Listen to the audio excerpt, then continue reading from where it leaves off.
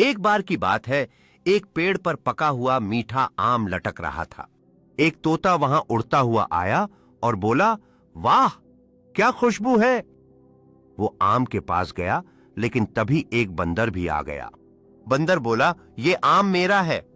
तोता मुस्कुराया और बोला, हम आधा आधा बांट लेते हैं। बंदर ने सोचा और मान गया। दोनों ने मिलकर आम खाया। आखिर में तोता बोला, मीठा आम और मीठी दोस्ती।